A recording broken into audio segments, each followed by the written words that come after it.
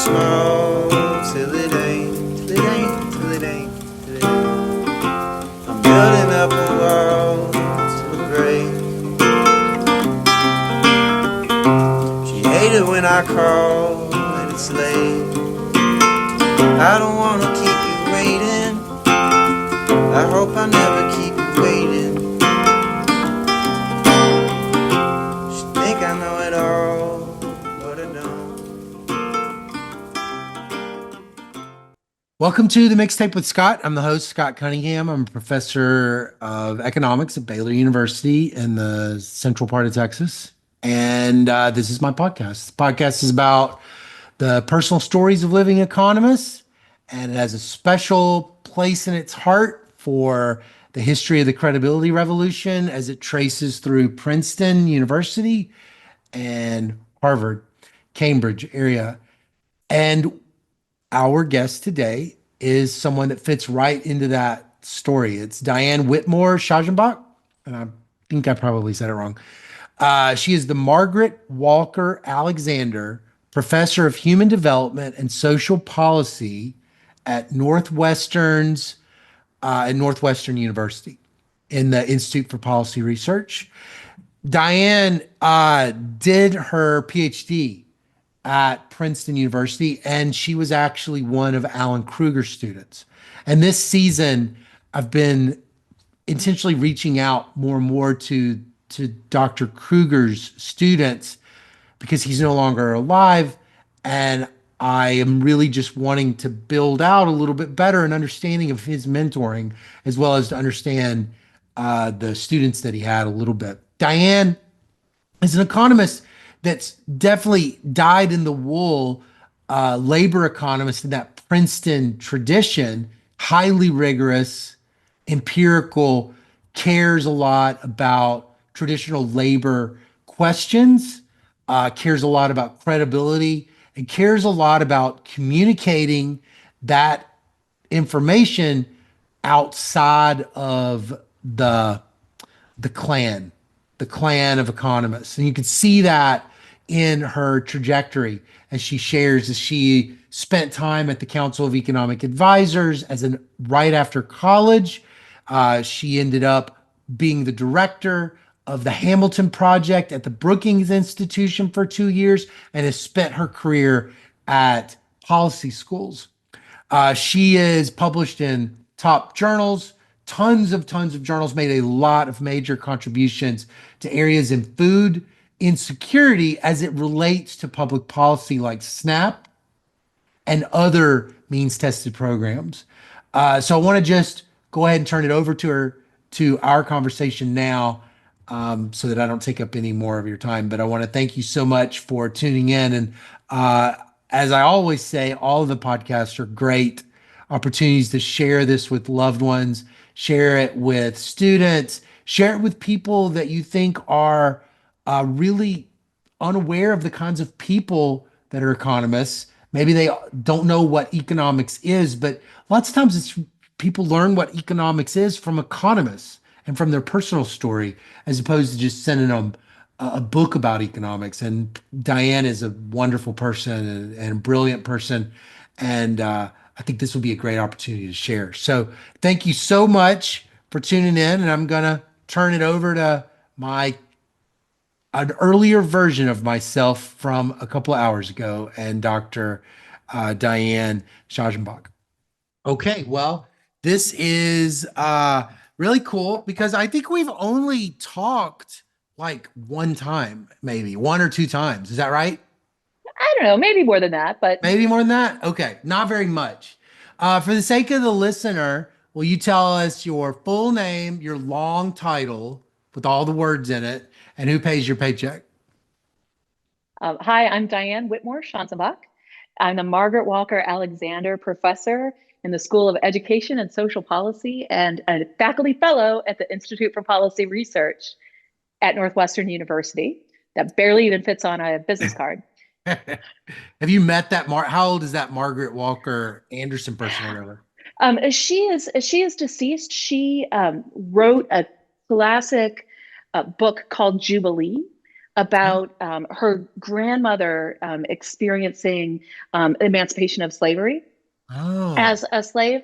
It is a beautiful book. I read it every year since oh. I became this. I received this chair. I'm very honored to wear her name, and I highly recommend it to everyone. And whenever it ends, the book ends, I mourn because I miss the characters. So So it's highly a recommend novel. Jubilee. That's right. Oh, okay. Huh. She's Okay. also a poet and a graduate of Northwestern from I think the 1920s. Okay. All right. I'll check this person out. All right. Well, okay. Well, let's get started. So let's do an icebreaker. Tell me about a vacation that you've gone on. It could be a long time ago, or it could be recent. It could be a really great one. It could be a bad one. It could be a normal one. But for some reason, you still, every now and then, now think about it. So our family has this goal for each of us to get to all 50 states. And it Oh, was inaugurated by my middle son, who was in Montessori school and was just as a 4-year-old was obsessed with maths. And I'll say that he heard that I was going to the Institute for Research on Poverty's annual meeting when he was mm. 4. And he said, Madison, Wisconsin, can I come too? And so that sort of started this journey where we all trying to get to all 50 states. And our middle son, Daniel, had this goal that he wanted to get it done by his golden birthday when he turned 13. So uh, one of my favorite vacations was a road trip that we did where we needed to pick up Kansas, Oklahoma, and Arkansas. Oh, And so, wow. we Like a started off. scavenger hunt. It is like a scavenger hunt. What I'll say is every state in this great United States has interesting things to see, fun things to do. You just have to dig a little bit. And, Yeah. people would say, oh, we're going to Bali this summer. What about you? And we're going to Kansas and Kansas. But you do it by Oklahoma. car. You Oh, did it by not all the car? time, but this one, Mm, yeah, we did. We stopped in Hannibal, Missouri, and then sort of went on down and around. I'll tell yeah. you, Arkansas is gorgeous. Who Mm, knew? yeah, right, And right. A and lot of so the now South that is pretty. Daniel and I have both been to all 50 states, some of the other slacker members of our family haven't quite been to them all, but um, I miss those days when we were trying to think, how do we get to Mississippi, your home Yeah, state? yeah, And yeah, yeah, yeah. um, Oh, that boy, we sounds had a fun. blast. Yeah, That's fun. I like projects like that. Those help yeah, motivate everybody, kind of like, or to me, to cross stuff off. We just got me and my son, my adult son, just drove over Christmas, from Christmas, the day after Christmas until last week. We drove for 2 weeks from Waco, Texas to Lake Tahoe, doing tent camping. nice. And I had never I really did not know Death Valley was pretty. I didn't know it was stunning. I always just thought it was really hot. I didn't realize it was like a science fiction movie of like the most amazing mountainous areas. It was so pretty. So much of the United States is really pretty. Is gorgeous. And, Yeah. we sort of forget that. You think, Yeah. who wants to go to North Dakota? But it turns out it's beautiful too. I know. I know. I always want to tell my friends in Europe, because when they come to the United States, I always think, well, they're probably going to go to the big cities, and they don't Yeah. know how pretty it can be with a car too. Car trips are really nice. Did you do Yeah. car trips with your family when you were young? Not too much. Uh-huh. Yeah. I was the youngest by a good amount. And so I Oh, think by the time that I came along, uh, everybody was, just, it was too hard to get like all the different ages of kids in the yeah. same. Yeah. Where'd you grow up? I grew up in outside of St. Louis, Missouri. Mm. Florissant is the name of my hometown. We share a school district with Ferguson, which of course now everybody's heard of Ferguson, Missouri. Oh, right. And I'll tell you, Scott, they desegregated the schools when I was in third grade, Mm. and it was a great place to grow up, I think. But I got to observe a lot about race relations, about poverty, and inequality, and investments in kids. That, as we'll talk about, right, has sort of served me well over my whole career. But How I would big is say that? How that big was town, that? Yeah. um, Well, it's the sixth largest city in Missouri. Wait, what So did you say? Did you say, oh, wait, it's sixth largest in Missouri? Wait, what, yeah, remind me, did you say it was Ferguson or it was not? we share a school district with them.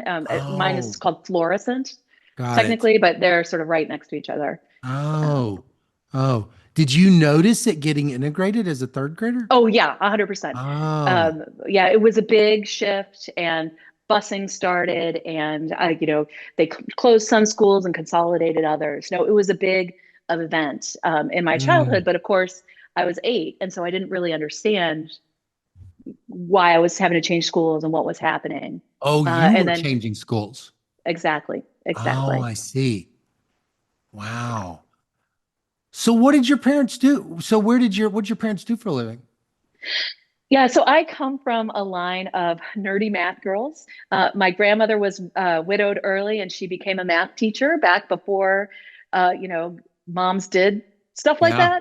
that. My mom, too, started out her career as a math teacher. She pivoted to become um, an accountant, which is frankly not much different over time. And so it seems like sort of the next generation for, someone who was uh, grew up with this ethos of we want to serve other people and we really like math.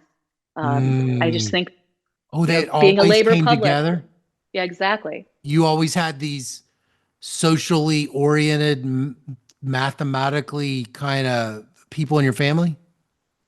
Yeah, I think so. I think Huh. so. And then for me, taking Econ 101 and seeing, oh my gosh, you can use math to help people. Yeah. This is for me. And so I Mm. very, I know you like to sort of, talk about that early life a little bit. So I don't want to jump on it, but, um, I got to Wellesley College. Everybody said everybody should take a class with Chip Case. Chip was quite a personality. He was did the Case-Shiller Index, and Oh, um, I took his Econ 101 class and never looked back. I just wow. fell in love with economics within like 2 weeks of the start of the semester. Oh, that's cool. Well, as a little kid, I can't wait to get into that. So, as a little kid, what kind of games did you like to play? Like, well, what were you doing? What was your favorite stuff to do when you were little? So I was growing up, I was all in on music. I played the Mm. violin, I played the trumpet, I was the drum major of the marching band. I discovered the Beatles when I was in third grade, and that's been a lifelong love affair for me. And um, yeah, so I was a music kid, and I even played Oh, the violin through college. Um, violin. yeah, Your parents, is it in in their blood also? not particularly. Huh. Um, yeah, but I just I saw the violin being played and I was like, I want to do that too. And it Did it just come became, naturally? I don't know if it came supernaturally, but I was really motivated and had some great teachers and mentors and a great, set of, community in that. And, there are these studies that suggest that like math and music are the same part of your brain. And so Is that that's right? sort of what I think makes the most sense to me is that it's just Math like, creation of music. yeah, I think that's right. Wow, really? I didn't know that. I think that's right. Huh. One of our listeners, right, could fact check it, but Yeah, right. Right. Well, that's cool. So like if I had looked for you on a random weekend when you were little, it might have been playing the violin. You were not just practicing with your teacher, you were practicing outside of that little class oh yeah, I was in all all the the community time. orchestras and yeah, all that. Oh. Yeah. Was it that you just loved the music or was it that you also wanted to master something? Yeah, I don't know. But probably a little bit of both. But I love listening to music and I love making music, although I don't really do it Uh, anymore.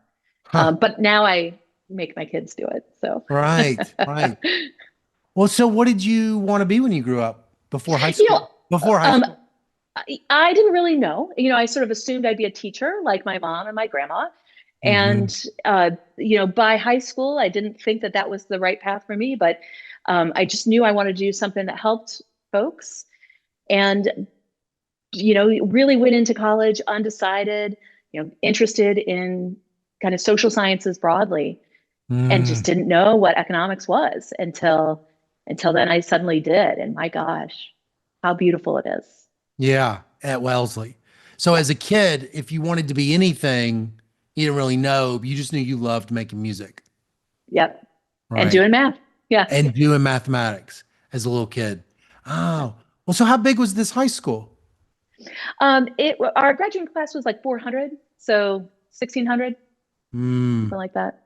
But your grade school, what was it like? Oh, gosh, um, it was great. But I don't, nothing particularly stands out. Actually, one thing would stand out is that, everybody loves their elementary school teachers, but I had a really extraordinary one in third and fourth grade. They did this team teaching, and um, that was right after the schools integrated. And she was an African American woman. She ended up being the mayor of one of the small towns around there. And I, think about teachers that have changed my life. And I really Mm, think of Mrs. Viola J. Murphy as someone who, she cared about her students. She met them where they were, and of course, we can sort of fast forward and think about the paper I've got with Chetty about the lifetime impacts of teachers. And I think one reason that resonated with so many people is because we can all look back and think about those teachers that really changed, yeah. inflection points of our life. And I was really fortunate to have one of those in Hmm. Mrs. Murphy in third grade. But Hmm. eventually I decided, no, I didn't want to be a teacher myself. Although I guess, we are teachers. It's Right, just different right. types of teachers. Yeah, sure, sure. But so you go to high school and is it a relatively large high school compared to, because I guess all high schools feel large because you got all four grades together. So I guess actually I'm just thinking out loud, so it's like you're not going to you don't feel like you're going to a school of 400 people. You go into a school with almost 2,000 people, and that's not how eighth grade felt. But did it feel, was it like a bunch of middle schools that fed into that ninth grade? Um, I think so. I think there were a couple, and like, we were certainly in the largest sports league, right? So that suggests we must have been a large high school. Well, so was it easy for you to make friends? Were you Oh, someone that's easy to make friends? I've got a great set of friends from, elementary school, middle school, high school. Still, Yeah. yeah, one of my best friends. We've been the best of friends since we were 12. Yeah, but whenever you get together, whether it's a sports team or a music group, there's sort of natural camaraderie, and yeah, I feel really fortunate that I've been able to, that I've had such great friendships. It turns out one of my friends became a PhD sociologist. One of my friends from middle school and high school, and she and I have written a couple of papers together. Oh, wow. No way. Exactly. It's kind of Wow. um, So did you sort socially into the band and like that was part of it? Like were you in the band in high school? I was in the band. Uh, yeah, or I would think of will surprise no one. I think I was like with the nerds, right? Uh-huh. Yeah. Yeah. Um, so my So you friends were were the like, other kids in calculus class. yeah. So that's what I was wondering. It's like your close friends were a lot of the very intelligent kids. I didn't know about the music, but you were also with a lot of the kids that are doing music, and Yeah, that was your core group of buddies. that's right. That's right. Oh, okay. Okay. So what did you like doing outside of class? Was it still a lot of music? Yeah. I mean, Oh. it was, um, and Because I would think, honestly, I would think if a kid is playing extremely seriously, has this math aptitude that you say is correlated with this musical aptitude, and they're playing super, super focused, self-driven as a little kid, and it never stops. By the time you're in high school, you were probably really good. that was pretty good. Yeah. The All State and the Youth Symphony and things like that. Wow. Um, yeah, Well, did you and it's think a about shame. I put so many hours into it, and I almost never pick it up now. Yeah, but sure. I guess that's I'm why. sure it's a lot of investment in all that non-cognitive human capital too, though. Yeah, I think I Conscientiousness. got stuff out of it. That's I right. bet you That's right. did. I bet you Yeah. did. Did you think that you wanted to be a musician? No, never. No, I was never that good. Oh, And um, you could right. tell. Oh, yeah. Huh. Somebody that I went to high school with, she is a professional musician today, Mm. and she was just head and shoulders above everybody You could else. tell. So you could tell there was a gap. Absolutely. Absolutely. Oh. And she's on shows like American Idol and like in these, Mm. it's really fun to watch her career and how that's developed. But um, So you're not I'm really, thinking of a you're just enjoying it. yeah, You're like at that's that right. time, I'm doing what I love. I love math and I love my friends and I love music and I'm just doing what I love. Exactly. Yeah. Exactly. Mm. Well, so what did And you, then go ahead. really Wellesley is what did so much for me, and so I'd love for us to think about that time. It's a women's college, small liberal arts college, Mm. and sort of went in not it was sort of kind of a happy accident that I ended up there, Yeah, I but was going my to ask, gosh, did you know, was nope. that one of your favorite preferred places when you were thinking about school?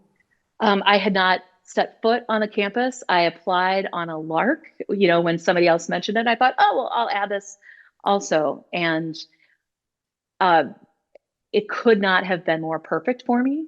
Mm. But I will, be lying if I said, oh, and I knew that from an early age. I stumbled into it, and my gosh, how fortunate I was How far that away is I that knew. from home? How far did you have to Well, it's go? in Boston, Massachusetts.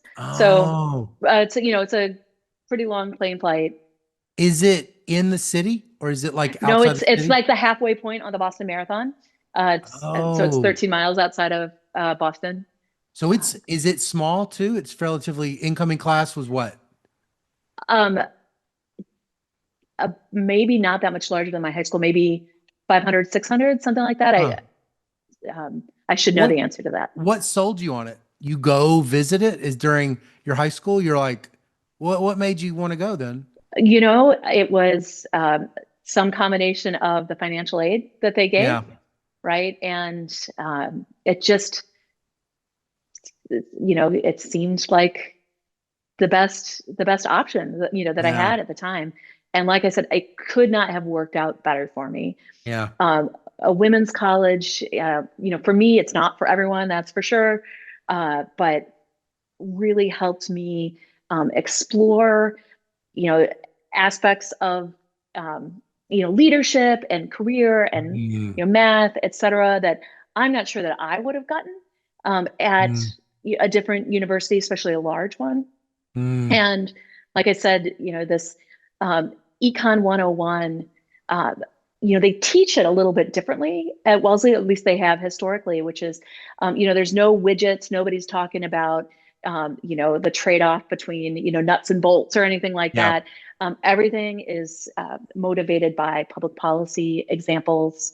When you learn about, your first statistics and econometrics uh, classes, you're not excited that, oh, OLS is blue, right? No, Right. it's that OLS allows us to, summarize data and make predictions and Yeah. things like that. And so That's how they were teaching it.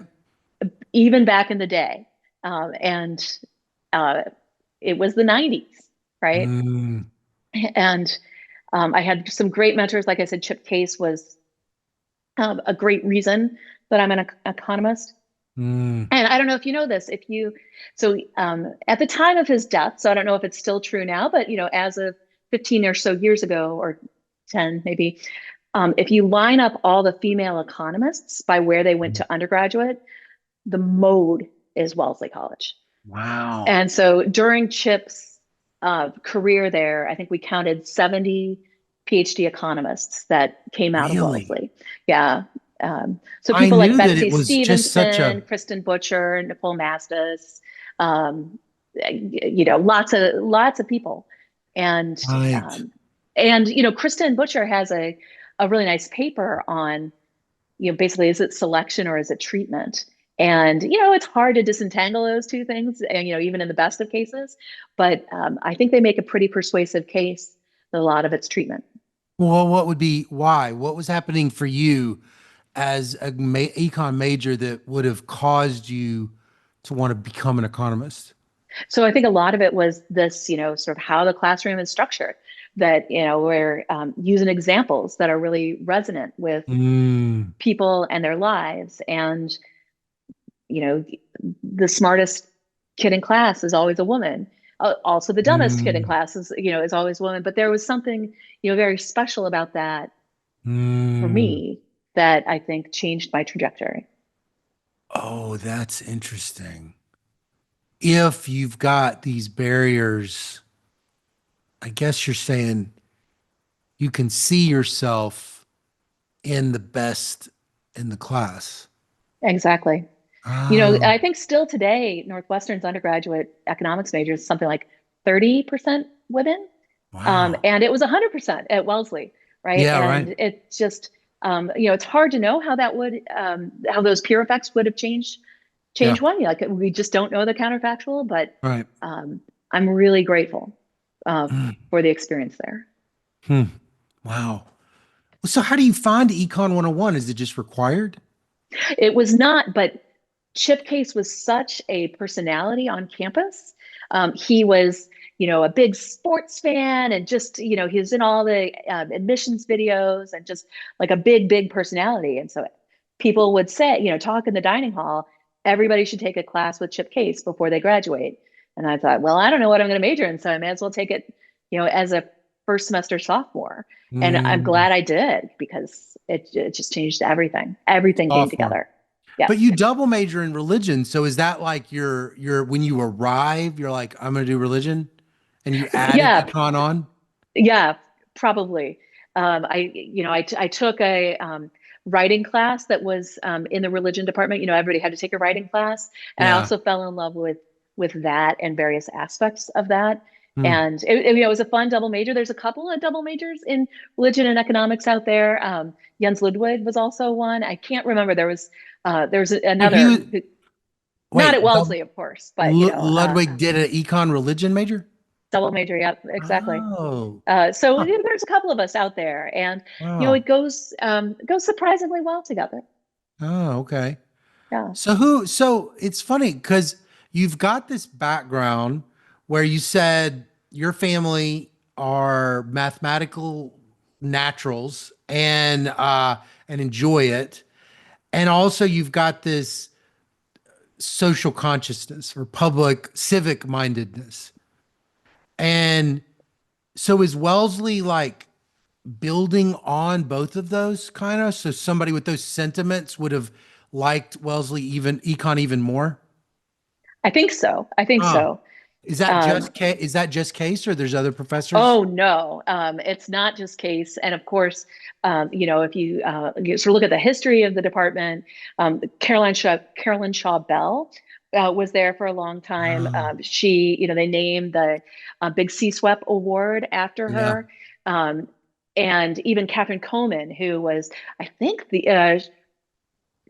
something like the first woman to publish in the American Economic Review. So I should review my Wow. history, but like it's got this long storied history of impacting economics. And Oh, sort of as it's a really excellent department. People are really into research. I just did the external review on it about a year and a half ago. And the undergrad student said, oh, whenever you're talking to a faculty member, if you're trying to make conversation, just say, oh, what's your research about these days? And I thought, yes, yes. ah, And so, the students, talk about research. They talk about research design. yeah.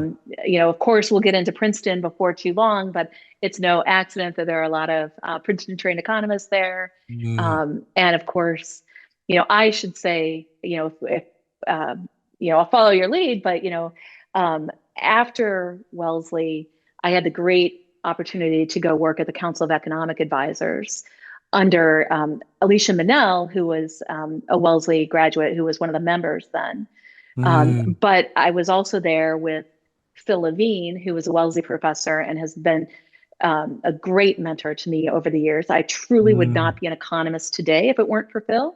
really? And we were there when Clinton signed the Welfare Reform Act. Yeah, And Phil would so, have been like an assistant professor, right? You'd have just gotten there. yeah, Because that's doesn't he right. graduate like 90 or something? Hmm. Oh, and So so he you was got there, young. like you got there in 89, 90. No, you graduate in 95. That's right. That's right. So you were like 92 or something. Yeah, something like, yeah, Oh, 91, 92. That's right. okay. Oh, wow. So what do you want to be when you grow up, when you were graduating?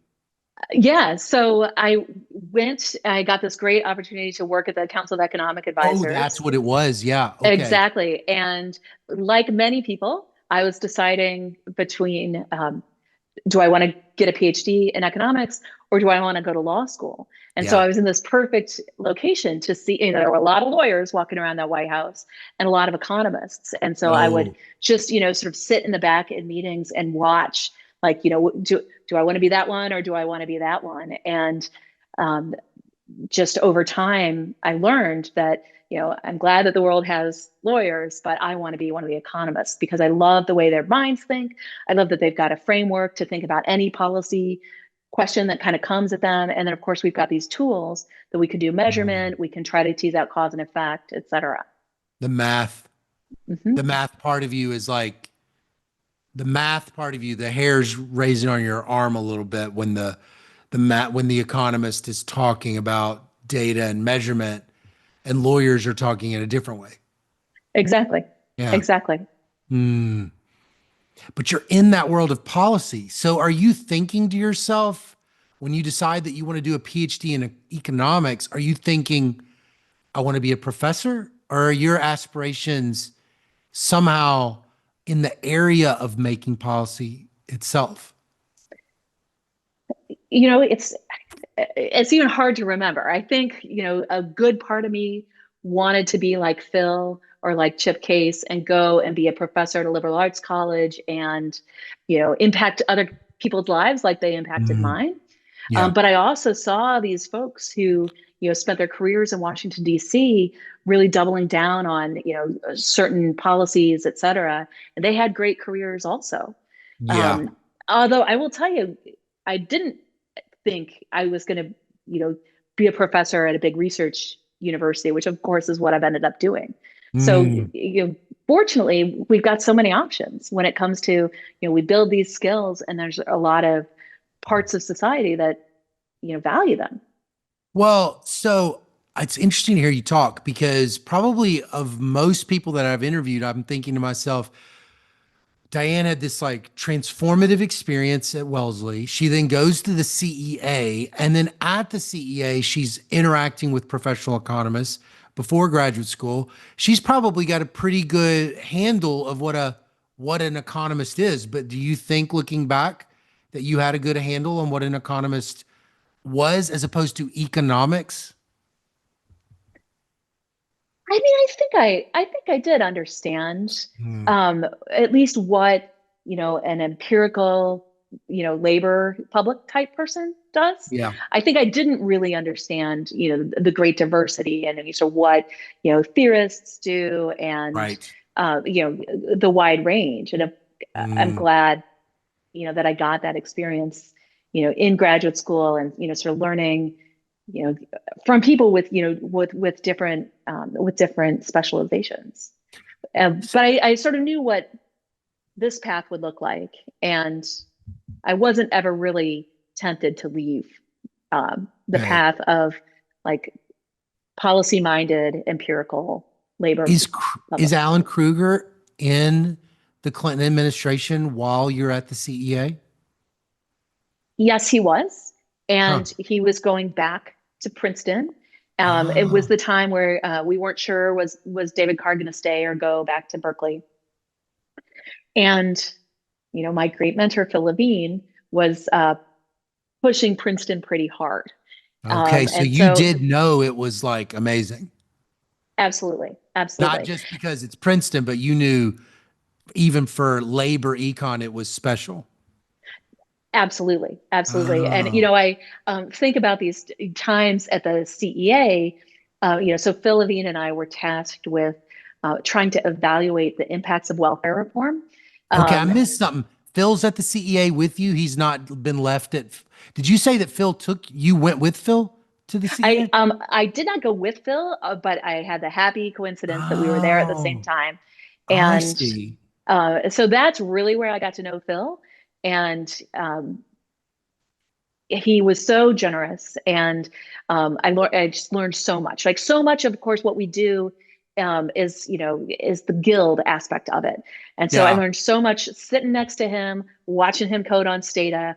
I remember Yeah. him running down to my office when we were starting to work on this welfare reform project, and he said, I've solved the tables."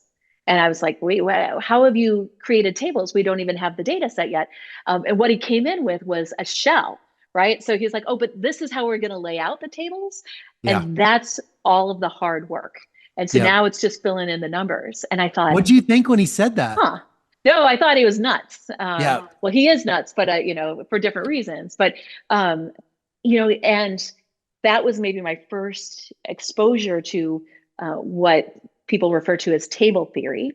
Yeah. Which is a big part of I think the Princeton training. And Oh, it's true that still to this day I start by thinking out, okay, how will you lay out the argument in the yeah. tables? What do you need to show, Yeah. et cetera.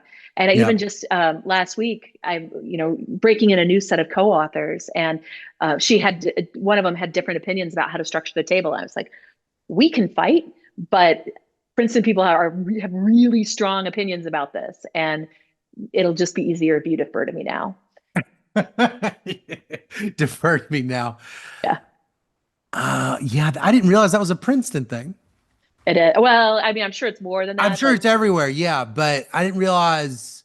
Actually, I mean, I have a colleague, Rebecca Thornton, and I think probably until I met Rebecca, I had not met someone, I hadn't met a table theorist until I met Rebecca. And so I didn't really put two and two together that this is this is a common thing. I've this learned a is a lot from thing. her. Exactly. Yeah, it's a Have you thing. converted? Well, I do whatever Rebecca does. I just ask her how to do it, and then whatever she says, I do it. No, I mean, it's what do you think that skill is? Why are you good at it? Oh, I because I learned it, like sitting next to Phil, and then of course, fast forward getting to the IR section at Princeton, where so much of what we learned was sitting around the coffee maker or standing at that counter. And, that's how everybody thinks. We don't, when we present works in progress, it's just the tables Right. because, we want to pour over the numbers together.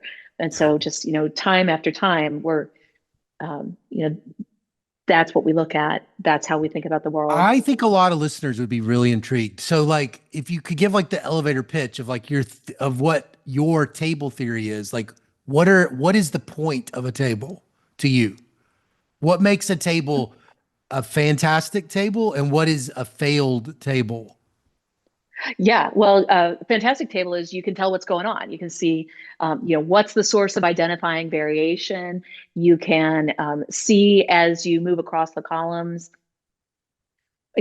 how stable is that? What happens if you change the sample or add other covariates or things like that? Like, how do things move? You think that's part of the credibility tradition that Princeton Absolutely, absolutely, really? yes. Because you're trying to figure out things like, is this a believable result? And you're taking time to communicate it well. That's right. That's right. I listened to a bunch. Well, I listened to your podcast, but I sort of reviewed a bunch of them, and people talk about Orley's advice that your hands need to be above the table, Yeah. like the literal table, not the table of that, so that you can see. I'm not hiding anything here. I'm not pulling any shenanigans. Oh my I'm going to show gosh. you what this is, and I think so much of that is in the tables and the figures and letting the data, Was there any doubt speak. then that you weren't going to go to Princeton? Were you No, thinking you no. always were like, that's where I'm going? And in fact, I went, I don't know if you're aware of this, Princeton is in central New Jersey. And so it's a big commitment to spend, your Yeah. late 20s in central New Jersey. So I went, for a visit to come to terms with that. I remember going out to lunch with several grad students, including the great Michael Greenstone. And he said, "Oh, you're a Phil Levine student. You're coming here. You're just here to come to terms with it." I was like, "Yeah," Uh,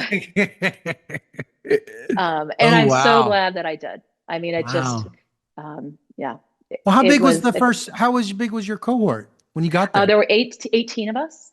Oh, We're still on a WhatsApp chat, so oh, that's uh, cool. it is So what is cool. this? This is like 94? I entered 97. Oh, 97. Oh, I misread the thing. What did I? Oh, you leave Wellesley in 95 and then you get the master's in 99. I see. That's So right. you That's so right. you And start so in then I was at the White 97. House in 96 when he signed Oh, that okay. welfare Got it. reform. Got it. So you get there 97.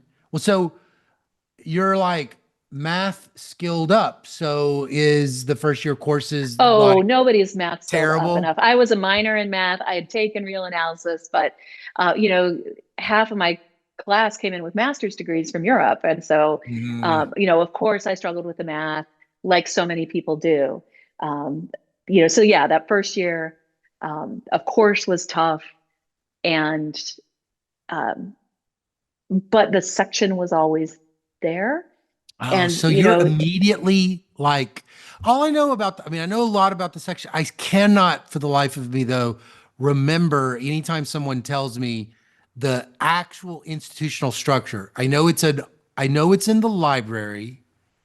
I know it's a big part of the importance of Princeton and labor with all these storied people, but what exactly does it mean? Like in the first year, are you like in the section, like you're already sorted in some way, or what exactly goes on?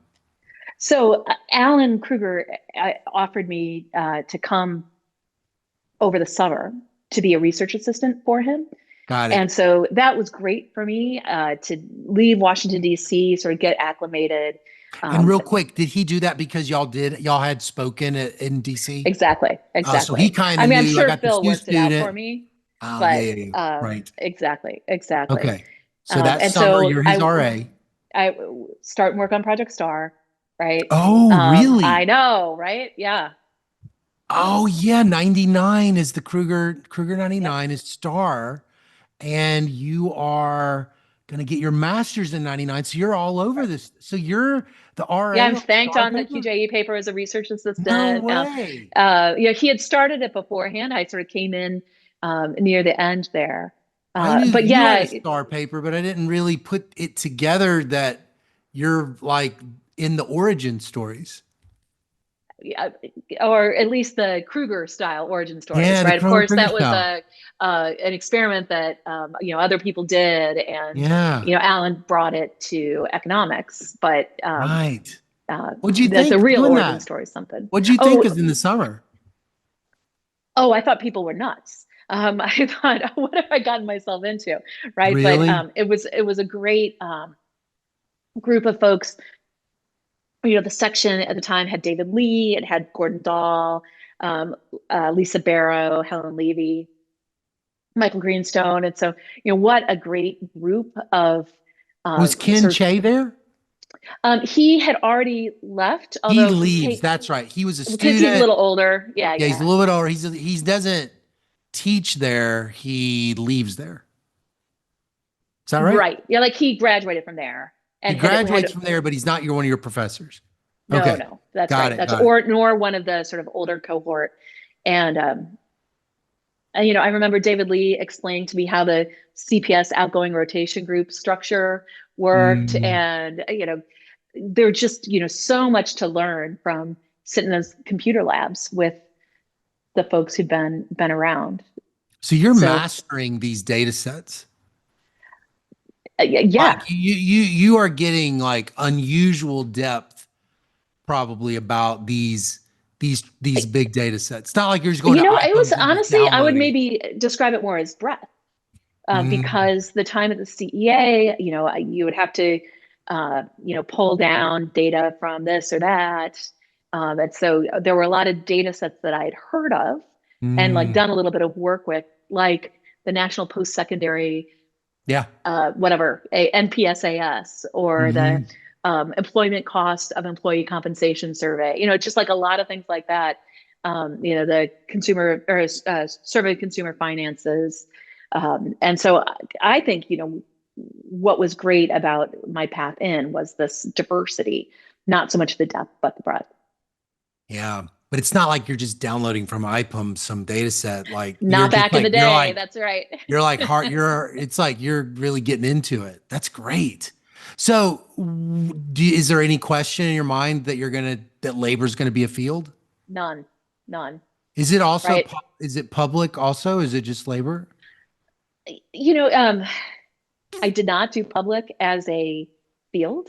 Um, those two are really conflated at Princeton. Mm. Um, Oh, and of course, Alan, I would say, was a labor public person. I think we all were labor public people. yeah. Um, uh, they have had at the time and still have a really great development group, and so actually one of my fields was development. And Mm. talk about people who take the data seriously and Right. identification seriously. I Is learned Deaton one of you? Did you take a class with Deaton? Deaton, Case, Paxson, Oh, Chiang Kai-shek. It was like that was such a great compliment. oh, it just seems like what an education. Yeah, it was. It Well, was. so are you getting, you think, I know it's like, it's kind of like when you're a fish in water, you don't really know what water is. Like, so like, Yeah. I know you don't really know, like, oh, I'm like getting the foundations of causal inference of empirical labor. You probably just think I'm becoming an economist. But do you, looking back, sort of, is it now a little bit more obvious that there's like something is different as it relates to this causal inference credibility type of thing? Like what would it have been? Yeah, and of course, the coin of the realm there was all about identification. Um, Helen Levy used to joke that we should all get T-shirts made and wear them to the seminar that says, "What is the underlying source of your causal variation or of your identifying variation?" Which would make a very large T-shirt, but it kind of was the same question over and over and over. What's the source of the variation that gives you identification? Um, but on the other hand, when Orley taught us program evaluation, I didn't know that thing was called the Ashenfelter's dip, because he just taught it as that. And it wasn't until later that I was like, oh, because he kind of like invented this, Yeah, yeah, right? yeah. Yeah. Um, it was just the only way to do economics. Hmm. And it wasn't that very forefront of the causal revolution, but it Yeah, right. was just a little bit after, where kind of the cake was mostly baked.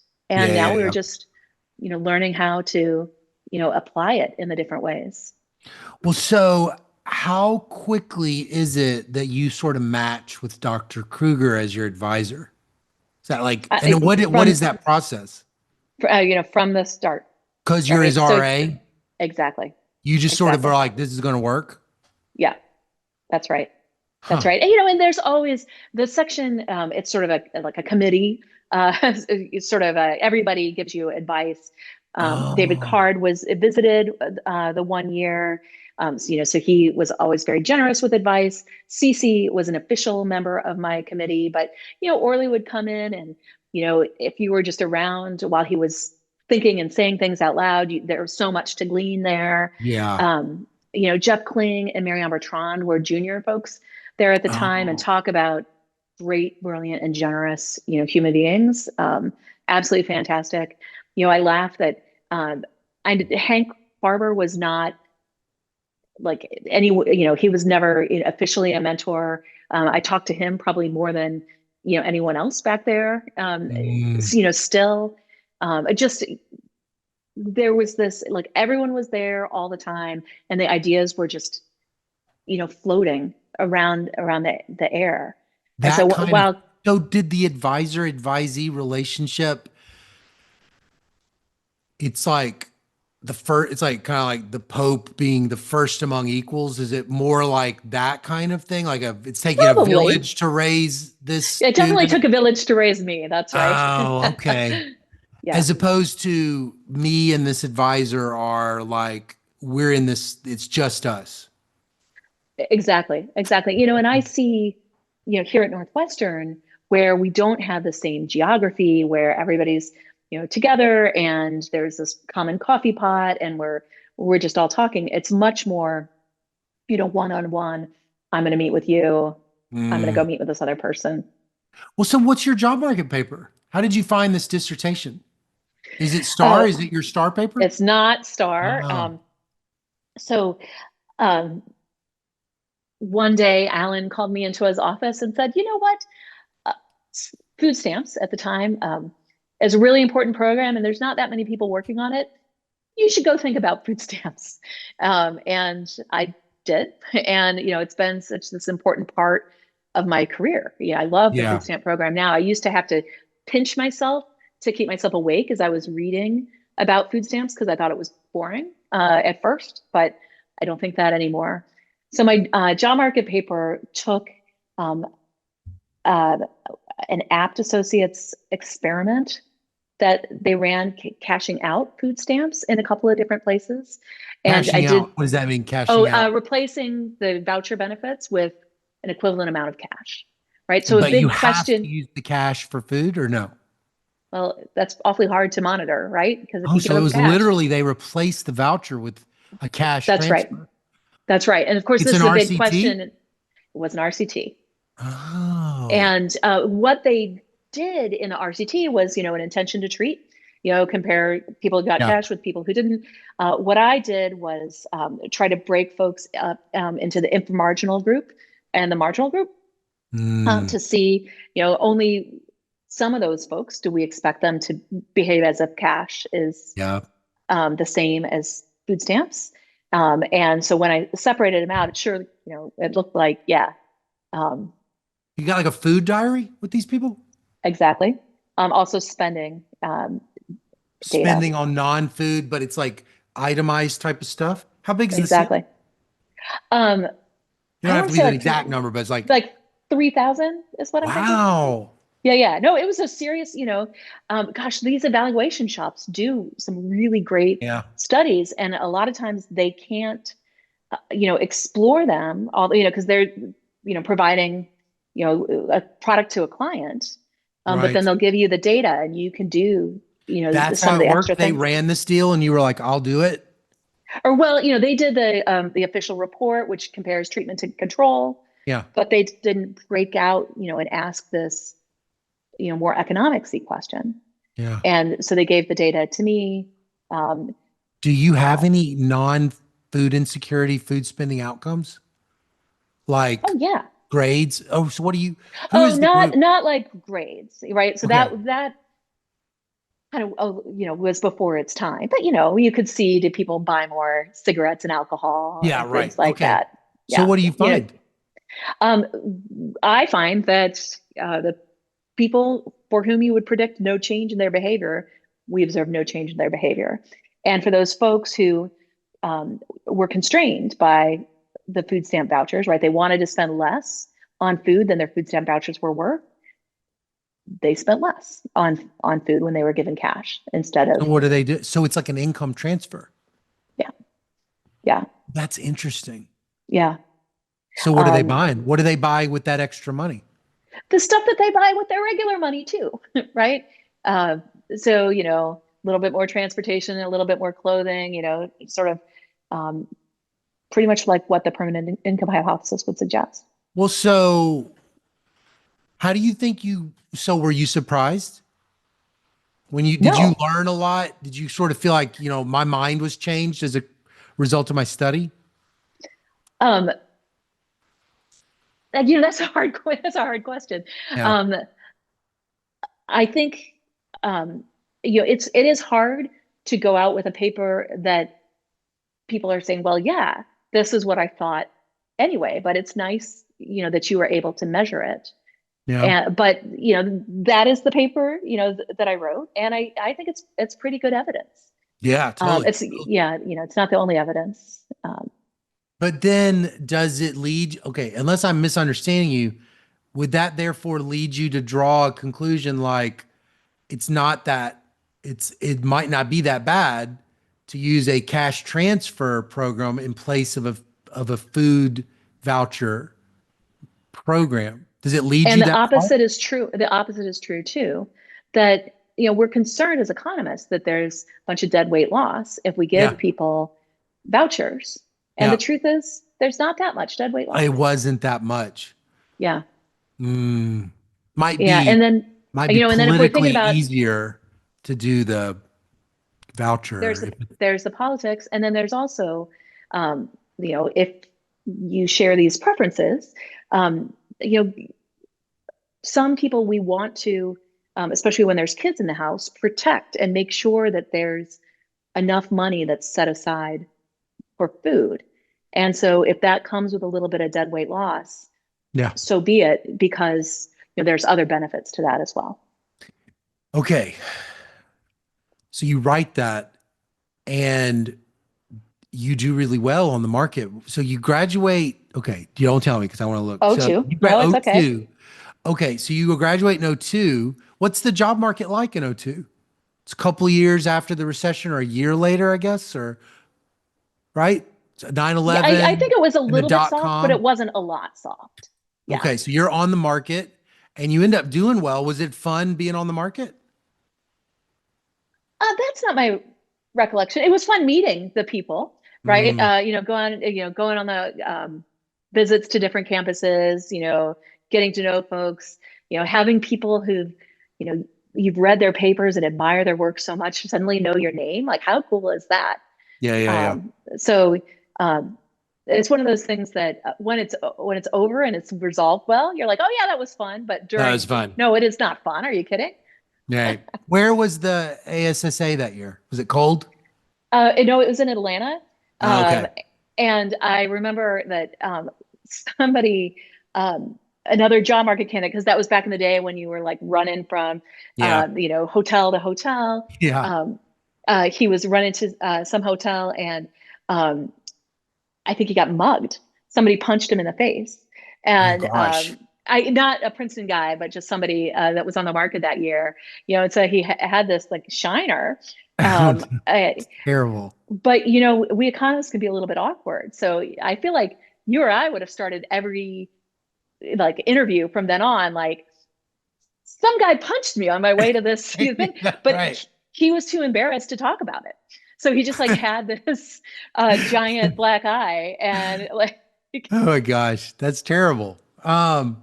Okay. So do you take the Robert Wood Johnson postdoc and the Harris thing? Like you're like, I'm gonna defer and I'm gonna do the postdoc? that's exactly right. And they Mm, said, we'll give you a year and a half to do mm, that postdoc, and you need to come back, um, that final semester. And Robert Johnson Foundation agreed to that. And so then I took, mm. a year and a half out of Berkeley, which of course is a phenomenal Yeah. place to be. And the only sort of downside I would say is I had an office mate who was a political scientist who was an assistant professor and had kids. And Yeah. so he knew what a gift it was to have this extra time, and he made absolute most of it. But since I was coming from grad school, I didn't know how hard it was going to be on the other side. And so, sort of Mm. looking back on it, I think, oh, you should, if I would have known how hard being an assistant professor was, I think I would have like just spent a few more hours. You know, Okay. yeah. Okay. Were there, it's funny because it's a health gig and you are doing food insecurity, food, that's natural, but did it feel natural when you were there? We were like, I'm in the right place.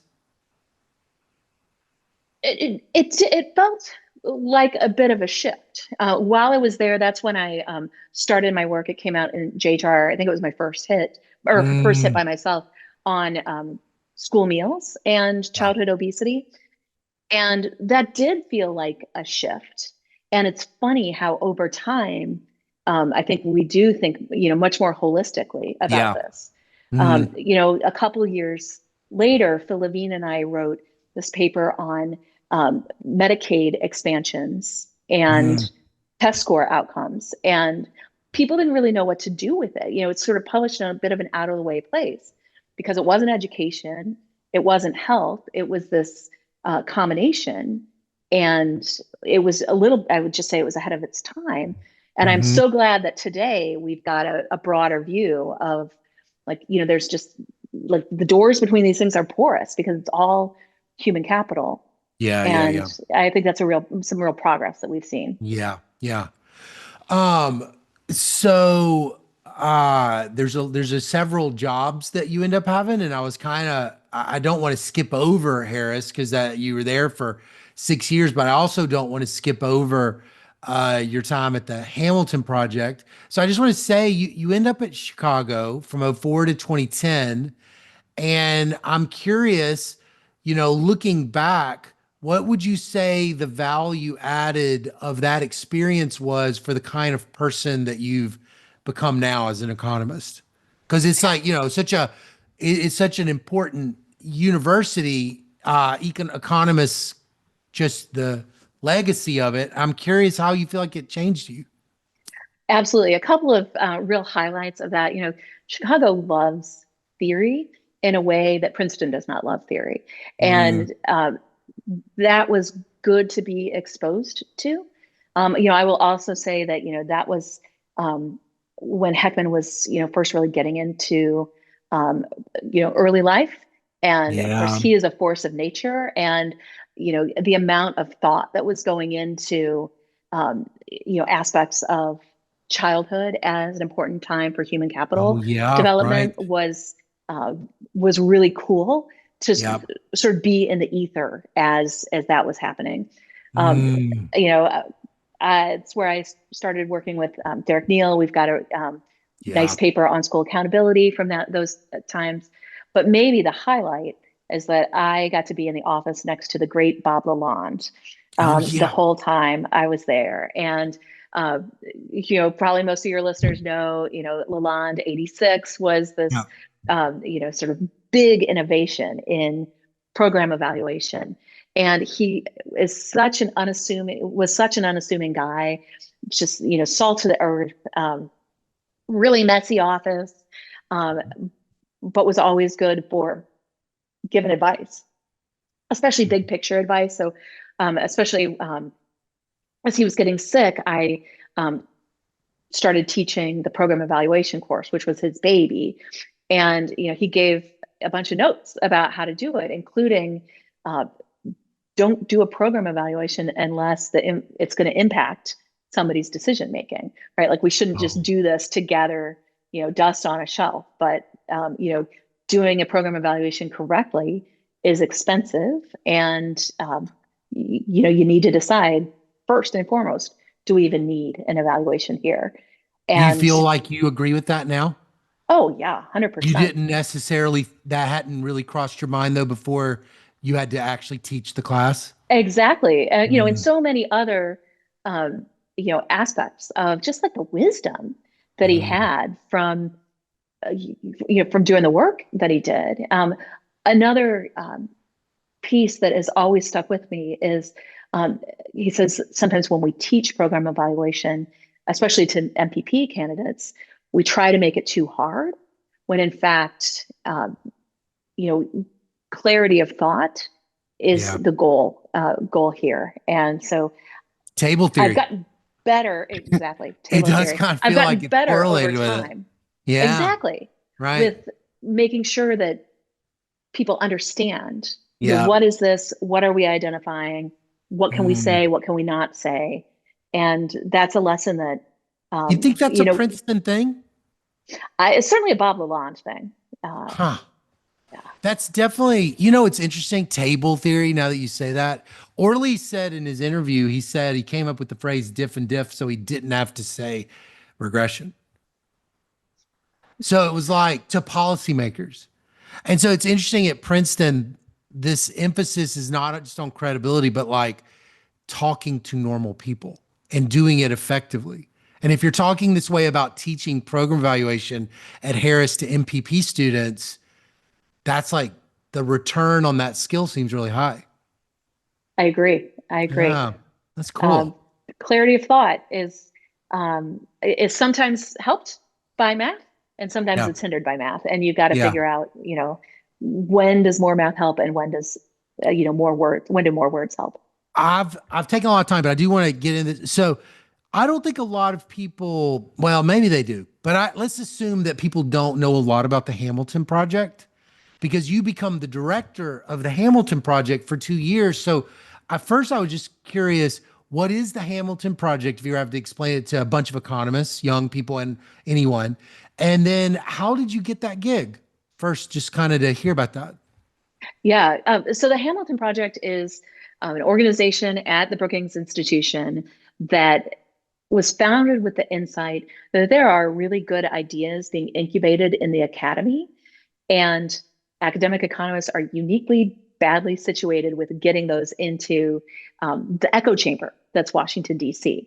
And so Mhm. we would go around to subject matter experts and say, all right, you've been studying, school choice or, whatever for 20 years, tell us what to do. And then we would put them through a process where, making their policy proposals actionable and understandable. And both of Mhm. those are hard for economists to do, right? The old Mhm. joke, like assume a can opener, right? Like you can't assume a can opener. You've got to like say, and this is the lever that I would pull, and then I would pull this other lever, and it was a steep learning curve, but my gosh, it was fun to look around, what was happening in the academy and say, all right, like we need these types of people thinking about, environmental policy, and these let's think about, changing safety net policy, and things like that. And so I got to, tap some of the best people to think about really important topics, and then um, pitch them to Washington. Did you know beforehand I might be good at being a CEO of an organization? That's what you were, right? I mean, Director of the Hamilton I Project, right? suppose. Yeah, that's right. That's right. Did you know you No, it had was that my first ability? real experience with management, and um, I loved it. Right? Being a manager isn't that different from supervising PhD students. It's also not that different from being a parent. um, Mm, and um, you know, for an economist, I like people, and um, it was great. It was great to work with a team, and I feel like in my post Hamilton time, I've done a lot more work with teams mm. because that's how we get just a lot of things done. Well, And so what was the draw for Northwestern to take you out of that kind of thing? Because you end up going to Northwestern so I was and at they're Northwestern first, oh, you and were. then I negotiated for a 2-year leave of absence for me Oh, to I see. do the Hamilton project. You And were so I curious. You were just curious if what this is that what it was? You were sort of Yeah, curious what it would exactly. if you were what this would be like? Exactly. And I'll say that, I went to my dean and asked if I could get the 2-year leave of absence. She's like, oh, no, like we need you to teach statistics to the PhD students. And, but we had Morty Shapiro here as the president at the time. And I also pitched it to him because he was, a labor economist. He was really into this. He's like, absolutely, you should go, and you Mm, need to come back at the end. And that was really good insight on his part. Like, yeah, we found somebody to cover the stats class, but for me, it changed how I thought about evidence and policy and how mm, to bring those two together. It changed how I taught in the classroom. And it was a real, just sort of inflection point in my career. mm. And I'm glad that they let me do it. Well, I want to end on this real quick. I have two things. This is something I wanted to ask you. You have this like massive vita. You're just like been so productive and so much work. And so I was curious, what do you feel like is your most what is your most underrated paper that you feel like is actually not as well known and you really like it? That's a great question. And I'm sort of running through um, to think about that. Underrated.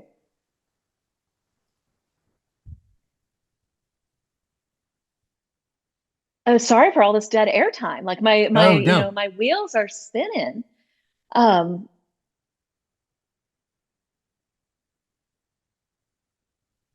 I think that I'm really proud of the series of papers that we did on the food stamp rollout, the original rollout.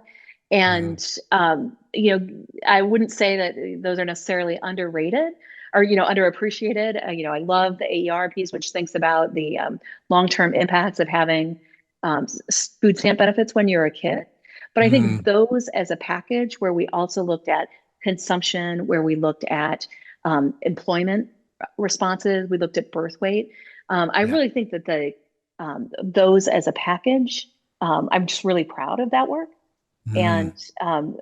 where I think a lot of people saw the long-term effect paper Yeah. and maybe haven't seen the other ones. But I Yeah. think each one of them, helped chip away, and providing knowledge. How many papers came out of that project? I would say the four, Yeah. long-term effects, consumption, labor supply, and birth weights. Wow. Wow. Yeah, it's funny. You're a research agenda economist. You're like there's this theologian and he's like got a book called A Long Obedience in the Same Direction. That's why I sort of think about, you're like doing so much on these large programs aimed at poverty, a lot on food insecurity, but not just that, just pushing and pushing and pushing. And it's interesting, it's kind of funny. Uh, and maybe I would have said this anyway, but it's like that kind of also reminds me of what it takes to be a good musician. It's like a lot of consistently showing up, practicing and like these returns coming from experience. It's cool. I'll say one of the things that I'm most interested in right now and really proud of is they put me on the board of our food bank here in Chicago. Oh, And I have helped them think about, how to, make sure that we've got food banks in areas where they're needed. And I've helped them think through, how do we diversify our offerings and make sure that people are availing themselves of the safety net, et cetera. And I think that the reason that I've been able to serve in this way is partially what you were talking about. Like I have studied this food stamp program, for a long time. I understand details that would bore you to tears, but are yeah. super important. And that sometimes puts you in the path of being able to, team up with other folks and make a real difference. Yeah. And, I feel like um, we as economists need to remember that we're not just writing our papers for publications, but we do have a social mission, and Yeah. we have these great tools and can use them, for helping other people who are doing direct service, or policymakers, et Yeah. cetera. Yeah, I know. You though went even deeper though because you really have built up so much human capital, not just in the production, not just like the scientific record and being like, here's a bunch of papers on it. You have like this rich diversity all around it that would allow you to sort of, and you must have a talent.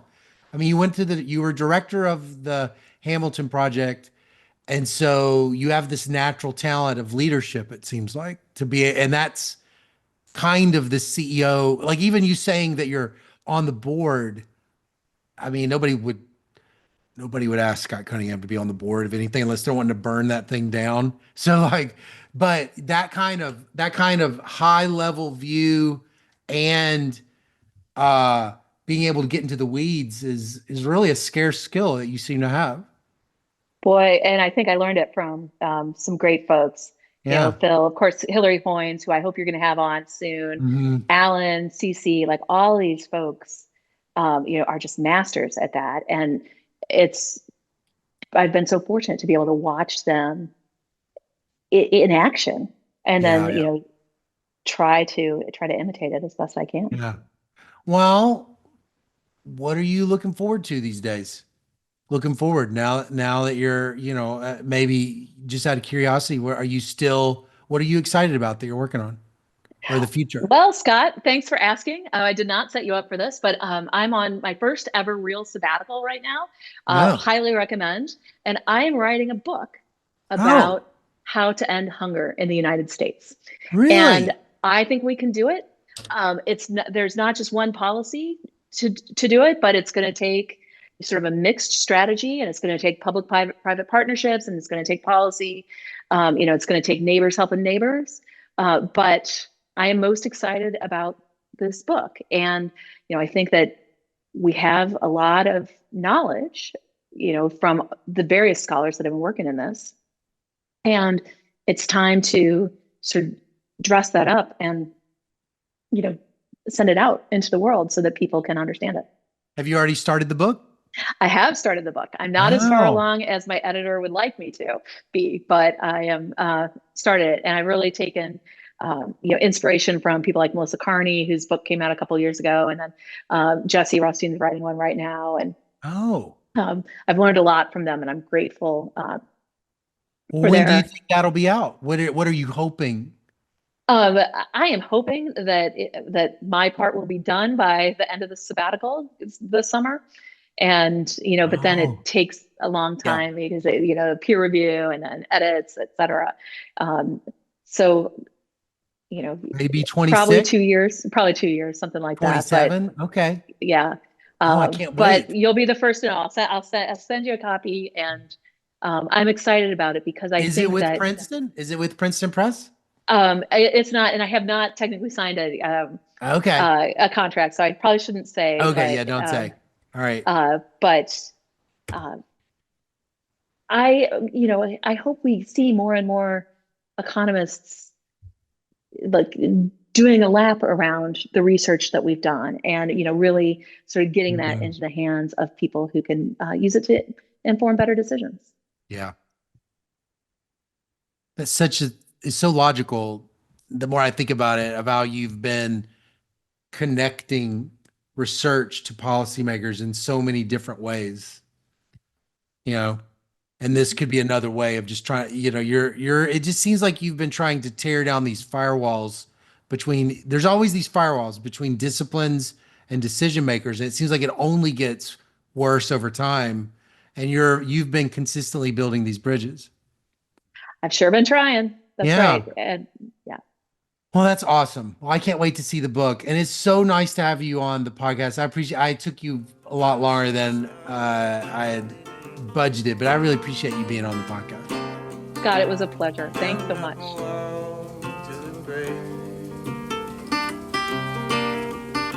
She hated when I called and it's late. I hope I never